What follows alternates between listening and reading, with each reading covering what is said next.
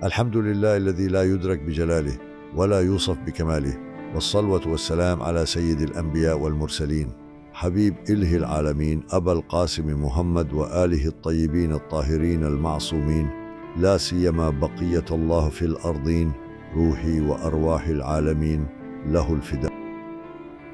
أما بعد، قال الإمام جعفر الصادق عليه السلام: والله نحن أسماء الله الحسني، ولا يقبل عمل عبد إلا بمعرفتنا. یہ اسماء صرف الفاظ نہیں بلکہ صفات الہی کا مظہر ہیں۔ امام جعفر صادق فرماتے ہیں ہم ہی اللہ کے وہ اسماء ہیں، یعنی جو اللہ علیم ہے، حکیم ہے، رحیم ہے، وہ اپنی صفات کو اہل بیت کے وجود میں ظاہر کرتا ہے۔ امام علی کا عدل، امام حسن کی حلم، امام حسین کا ایثار، امام زین العابدین کی عبادت، امام صادق کا علم، یہ سب اسماء الہی کا ظہور ہیں۔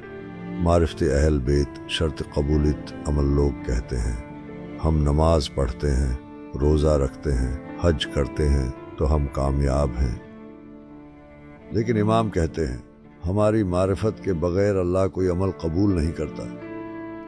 کیا مطلب؟ یعنی اگر کوئی نماز پڑھے مگر اس کا دل اہل بیت سے خالی ہو تو وہ نماز صرف ظاہری عمل ہے۔ اگر کوئی روزہ رکھے مگر دل میں امام زمانہ کی محبت نہ ہو تو وہ روزہ روح سے خالی ہے۔ جیسا کہ قرآن میں ہے انما یتقبل اللہ من المتقین، اللہ صرف متقین کے عمل قبول کرتا ہے۔ اور تقوی کیا ہے؟ امیر المؤمنین علی فرماتے ہیں انا المتقین، میں ہی متقین ہوں۔ معرفت امام ہی اصل نجات۔ پیغمبر اسلام صلی اللہ علیہ وآلہ وسلم نے فرمایا من مات ولم یعرف امام زمانہ مات میتا جاہلیہ، جو اپنے زمانے کے امام کی معرفت کے بغیر مرے وہ جاہلیت کی موت مرا۔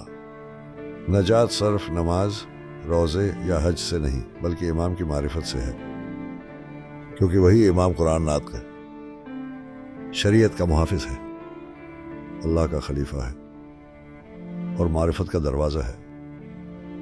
آج ہمارا امام مہدی عجل اللہ فرجہ الشریف پردے میں ہے، لیکن معرفت اس کی بھی شرط ہے۔ اگر ہم نماز پڑھتے ہیں، حج کرتے ہیں، لیکن دل میں امام وقت کی پہچان اور تعلق نہیں تو وہ عمل شاید ظاہری ہو، باطنی نہیں۔